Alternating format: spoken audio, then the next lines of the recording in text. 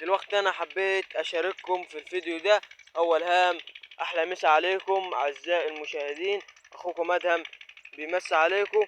موضوعنا النهارده عن طريقة تعريف عود القمح من عود الحشيش.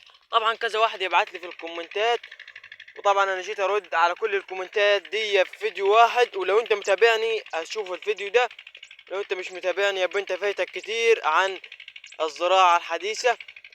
واخوكم ادهم بيمس عليكم. قبل ما نبدأ في الشرح ما تنساش اول هام تصلي على النبي، اللهم صل على سيدنا النبي. وتاني هام تشترك في القناة عشان يوصلك كل جديد. وطول ما انت مش متابعني يبقى انت فايتك كتير عن الزراعة. الوقت يا صديقي ويا اصدقائي عامة، عشان كله بيسألني في الكتير في النتيجة في المشكلة دي. دلوقتي انت عندك هنا عودها، على حسب برضو انت زرع ازاي. لو انت زرع بالقدومة هتبان معاك، لو انت زرع بدري يبقى مش هتبان معاك. لو انت هاي القمحية باينة، القمح اهو باين بالشكل اللي انت شايفينه ده. طبعا ده عود، طبعا دي النقرة، دي نقرة ايه؟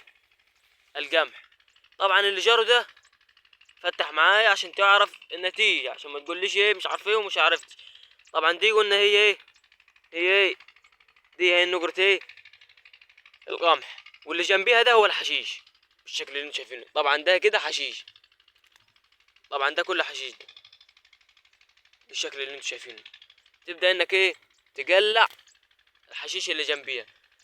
انا اوريك دلوقتي، اوضحها لك بالاكتر برضه، خليك بس معايا اوضحها لك 100%. طبعا احنا دلوقتي قلعنا تمام، قلعنا ايه؟ الحشيش. بانت معانا النقرة الشكل اللي انت شايفينه. بانت معانا ايه النقرة؟ ادي نقرة قمح، وادي نقرة تاني جنبيها بالشكل اللي انت شايفينه.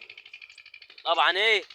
عشان ما حدش يجي يقول لي ايه انا مش عارف ايه، انا رديت على كل الكومنتات، على كل الكومنتات بتاعتي رديت عليها في فيديو واحد تمام. وما تنسوش طبعا تصلي على النبي، ده اهم حاجه، وتشتركوا في القناه عشان يوصلكوا كل جديد. وطول ما انت مش متابعني فانت فايتك كتير. وتابعني يا عم، انت تخسر ايه يا عم؟ تابعني شوف اخوك بيتكلم عن ايه. والسلام عليكم ورحمه الله وبركاته.